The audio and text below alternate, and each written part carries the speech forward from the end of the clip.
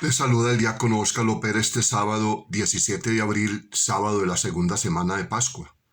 Memoria libre San Froilán, en el nombre del Padre, el Hijo y el Espíritu Santo. Amén. Conscientes de que estamos necesitados del amor, de la misericordia y el perdón del Señor, reconozcamos nuestras faltas y pecados y pidamos perdón. Yo confieso ante Dios Todopoderoso y ante ustedes, hermanos, que he pecado mucho de pensamiento, palabra, obra y omisión, por mi gran culpa. Por eso ruego a Santa María, siempre Virgen, a los ángeles y a los santos y a ustedes, hermanos, que intercedan por mí ante Dios nuestro Señor. Amén. Con un corazón contrito y humillado acerquémonos a ese Padre de misericordia, Padre de ternura y amor, que siempre perdona nuestro pecado y nos lleva a la vida eterna. Amén. Hoy vamos a escuchar del libro de los Hechos de los Apóstoles, capítulo 6, versículo 1 al 7. Al Salmo 32 vamos a responder: que tu misericordia, Señor, venga sobre nosotros como lo esperamos de ti. Y el Evangelio está tomado de San Juan, el capítulo 6, versículo 16 al 21. Lectura de los Hechos de los Apóstoles. En aquellos días, al crecer el número de los discípulos, los de lengua griega se quejaron contra los de lengua hebrea, porque en el servicio diario no se atendía a sus viudas. Los 12, convocando a la asamblea de los discípulos, dijeron: no nos parece bien descuidar la palabra de Dios para ocuparnos del servicio de las mesas. Por tanto, hermanos, escoged a 7 de vosotros, hombres de buena fama, llenos de Espíritu Santo y de sabiduría, y los encargaremos de esta tarea. Nosotros nos dedicaremos a la oración y al servicio de la palabra. La propuesta les pareció bien a todos y eligieron a Esteban, hombre lleno de fe y de Espíritu Santo, a Felipe, Prócoro, Nicanor, Timón, Pármenas y Nicolás, prosélito de Antioquía. Se los presentaron a los apóstoles y ellos les impusieron las manos orando. La palabra de Dios iba creciendo y en Jerusalén se multiplicaba el número de los discípulos. Incluso muchos sacerdotes aceptaban la fe. Palabra de Dios, te alabamos, Señor. Al Salmo 32, que tu misericordia, Señor, venga sobre nosotros como lo esperamos de ti. Aclamad justos al Señor, que merece la alabanza de los buenos. Dad gracias al Señor con la cítara, tocad en su honor el arpa de 10 cuerdas. Que tu misericordia, Señor, venga sobre nosotros como lo esperamos de ti. La palabra del Señor es sincera y todas sus acciones son leales. Él ama la justicia y el derecho, y su misericordia llena la tierra. Que tu misericordia, Señor, venga sobre nosotros como lo esperamos de ti. Los ojos del Señor están puestos en quien lo teme, en los que esperan su misericordia para librar sus vidas de la muerte y reanimarlos en tiempo de hambre. Que tu misericordia, Señor, venga sobre nosotros como lo esperamos de ti. El Señor esté con ustedes y con tu espíritu. Lectura del Santo Evangelio según San Juan. Gloria a ti, Señor Jesús. Por la señal de la Santa Cruz de nuestros enemigos, líbranos, Señor Dios nuestro. Al oscurecer, los discípulos de Jesús bajaron al mar, embarcaron y empezaron la travesía hacia Cafarnaún. Era ya noche cerrada y todavía Jesús no los había alcanzado. Soplaba el viento fuerte y el lago iba encrespado. Había remado unos 25 o 30 estadios cuando vieron a Jesús que se acercaba a la barca caminando sobre el mar y se asustaron. Pero él les dijo: soy yo, no temáis. Querían recogerlo a bordo, pero la barca tocó tierra enseguida en sitio a donde iban. Palabra del Señor. Gloria a ti, Señor Jesús. Es Él, no temamos. Así nos habla el Evangelio de hoy y tantas otras veces que se pone esta petición en labios de Jesús: soy yo, no tengáis miedo. Aquí recuerdo esa insistencia en San Juan Pablo II, en todo su pontificado petrino, desde no tengáis miedo. Parece ser que San Juan Pablo II ya vislumbraba todos estos momentos difíciles que se nos venía a la iglesia y al mundo entero. Y ahora el Evangelio vuelve y nos dice esto con esa claridad: no tengáis miedo, soy yo, no tengáis miedo. Vivir en medio de tormentos y con más noche que día es algo por lo que todos pasamos. Forma parte de la vida. Los discípulos de Jesús lo vivieron con él en persona. Ir en una pequeña barca por la noche, que el lago se encrespe y se ponga a soplar el viento fuerte, no es una situación agradable. Los discípulos sintieron miedo, supongo que se sintieron solos, desprotegidos, porque Jesús no estaba. Tanto miedo tenían que no lo reconocieron cuando se acercó, y ciertamente, quien no lo haría si se ve acercarse una figura humana caminando sobre el lago. Cada uno sabemos de nuestros propios miedos. Las primeras comunidades enseguida lo experimentaron también. Los griegos se incomodaban por unas cosas, los de origen hebreo por otras. Estaban empezando y ya se generaban tensiones. La respuesta fue establecer una nueva estructura, o al menos fue una decisión que dio lugar a un nuevo estamento, el de los diáconos. Lo escuchamos en la primera lectura. Ante esta dificultad, el crecimiento de los que se convertían, y era tanta los fieles ya, que los apóstoles no dan abasto en la oración y en la predicación. Y como todo lo tenían en común, entonces los de habla griega se quejaron de que sus viudas y sus huérfanos no estaban siendo atendidos. Los discípulos inmediatamente convocaron una asamblea y entonces los 12 apóstoles en pleno propusieron que no era justo que ellos abandonaran la predicación y la palabra para dedicarse a las mesas.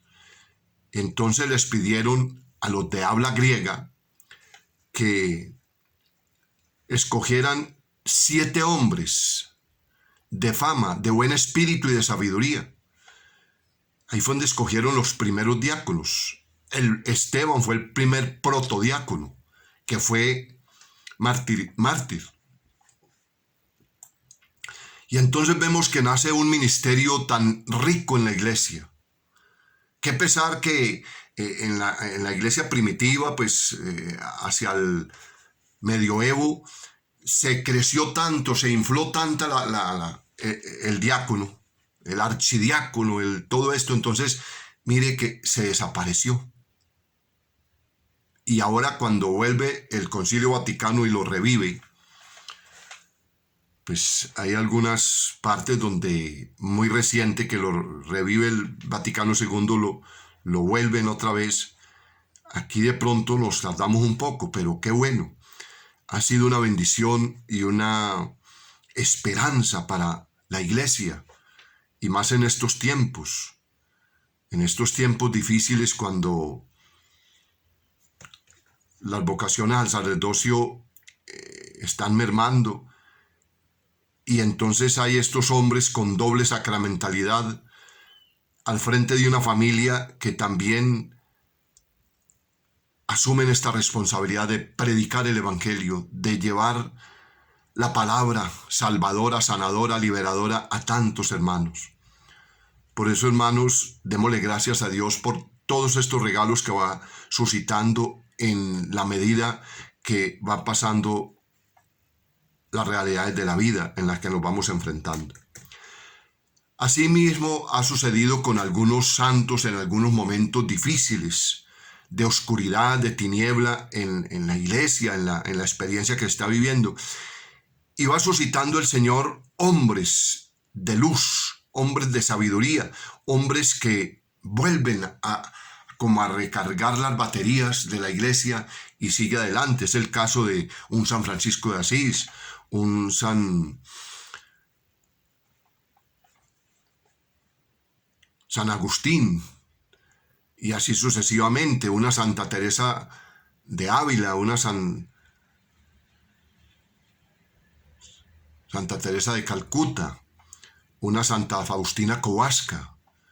Entonces, hermanos, nada raro que el Señor, en esta crisis que está viviendo el mundo y la iglesia, suscite también un hombre o una mujer que vuelva a darle como esa luz, como esa esperanza a la humanidad y sobre todo a la iglesia, y todo para la gloria de Dios. Por eso quiero aquí antes de recibir la bendición, del diario de la Divina Misericordia de Sor Faustina Kowalska. En Vilna, el 2 de agosto de 1934, ella se encuentra enferma y ha tenido una leve mejoría. Lo voy a leer tal cual como está. El viernes, después de la Santa Comunión, fui trasladada en espíritu delante del trono de Dios.